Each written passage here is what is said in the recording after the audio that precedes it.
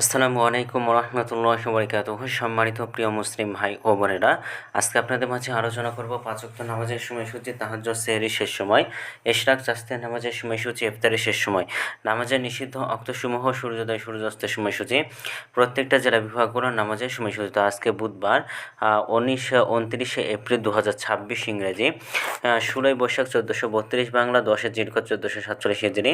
ঢাকা মতো পার্শ্ববর্তী এলাকার নামাজের সময়সূচিগুলো তুলে ধরবো, তারপরে অন্যান্য জেলা বিভাগগুলোর নামাজের সময়সূচিগুলো তুলে ধরবো।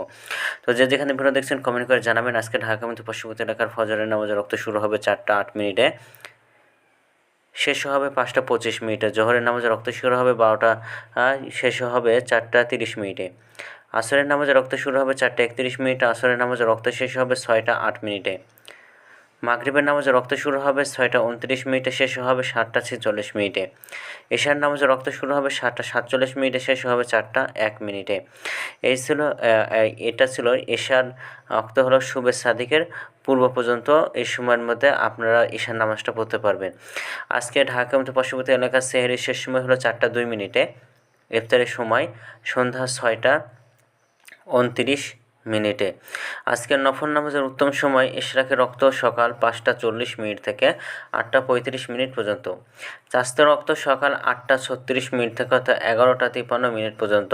তাহাজ্জুদ নামাজের রক্ত উত্তম সময় রাত 12টা 54 মিনিট থেকে ভোর 4টা 1 মিনিট পর্যন্ত। নামাজের নিষিদ্ধ অক্ত হলো 3টার সময়, সকালে 5টা 26 থেকে 5টা 39 মিনিট পর্যন্ত, দুপুরে 11টা 54 মিনিট থেকে 11টা 59 মিনিট পর্যন্ত, সন্ধ্যায় 6টা 9 থেকে 6টা 25 মিনিট পর্যন্ত। এছাড়াও ঢাকা মধ্যে পার্শ্ববর্তী এলাকার নামাজের সময়সূচি এখন আলোচনা করব বিভাগীয় শহরের জন্য উল্লিখিত সময়ের সঙ্গে। যেসব বিভাগের সময় আপনারা যোগ বিয়োগ করবেন তাহলে এই অর্থাৎ বিয়োগ করবেন চট্টগ্রামে 5 মিনিট এবং সিলেটে 6 মিনিট কম করবেন। ঢাকা মধ্যে পার্শ্ববর্তী এলাকার যে নামাজের সময়সূচি রয়েছে সেখানে চট্টগ্রামে 5 মিনিট এবং সিলেটে 6 মিনিট কম করবেন। যোগ করবেন খুলনাতে 3 মিনিট, রাজশাহী 7 মিনিট, রংপুরে 8 মিনিট, বরিশালে 1 মিনিট বেশি করবেন। ঢাকা মধ্যে পার্শ্ববর্তী এলাকার যে নামাজের সময়সূচি রয়েছে সেখান থেকে এই 4টা বিভাগে আপনারা একটু বেশি করবেন, তাহলে কিন্তু হবে। তো আজকের ভিডিওটি এই পর্যন্ত ছিল। আর এই সূত্রগুলো নিয়ে আমরা ইসলামিক ফাউন্ডেশন থেকে ভিডিওটি ভালো লাগবে অবশ্যই চ্যানেল সাবস্ক্রাইব করে পাশে থাকবেন। ধন্যবাদ।